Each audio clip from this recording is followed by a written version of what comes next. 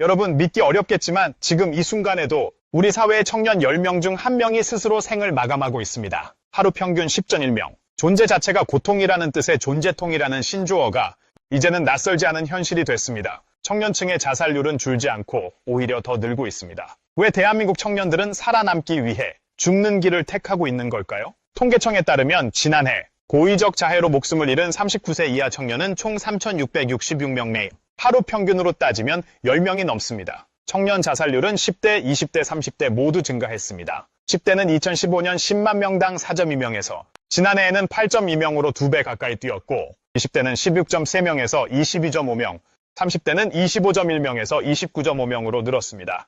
반면 고령층 자살률은 감소했습니다. 70대, 80대 이상은 오히려 절반 가까이 줄었습니다. 극단적 선택의 무게가 이제는 젊은 세대로 옮겨가고 있는 겁니다. 그 이유는 무엇일까요? 취업난, 주거 불안, 경제적 부담, 미래에 대한 불확실성, 그리고 그 누구도 들어주지 않는 외로움. 서울의 한 대학원을 다니는 25살 정모 씨는 좋은 대학에 들어가기 위해 학창 시절을 보내고 대학에 와서도 학점에 매달렸습니다. 하지만 막상 취업 준비에 들어가자 자신이 잘하는 것도 하고 싶은 일도 없었다고 합니다. 결국 불안장애를 겪으며 대학원으로 진학했습니다. 그는 연구가 재밌다며 스스로 최면을 건다고 말했습니다. 28살 김모 씨는 CPA 시험에 2번 낙방한 뒤 취업 준비로 전환했지만 여전히 방황 중입니다. 부모님이 보내주는 월 80만 원의 생활비조차 죄송해 자신을 자꾸만 작게 만든다고 털어놨습니다. 전세 사기를 당한 33살 A씨는 2억 원짜리 보증금과 대출을 한순간에 날린 뒤 우울감에 죽어야겠다는 생각을 수백 번 반복했습니다. 아무도 내 얘기를 듣지 않았고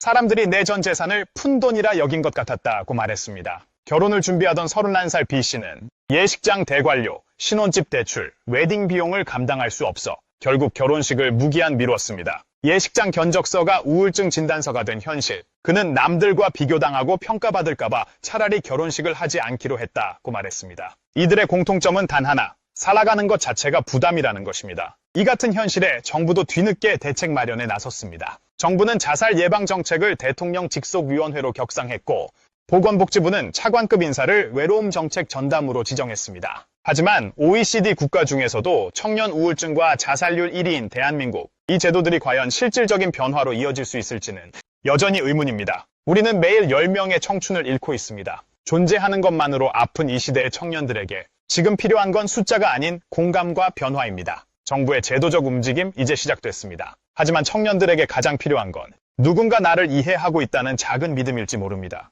지금 이 영상을 보고 계신 여러분, 혹시 여러분 곁에 누군가가 힘들어하고 있진 않나요? 그들에게 먼저 손 내밀어 주세요. 뉴스앤뉴스는 앞으로도 청년 정신건강 문제에 대해 계속해서 목소리를 낼 것입니다. 구독과 좋아요, 알림 설정으로 우리가 놓치고 있던 진실에 함께 다가가 주세요. 감사합니다.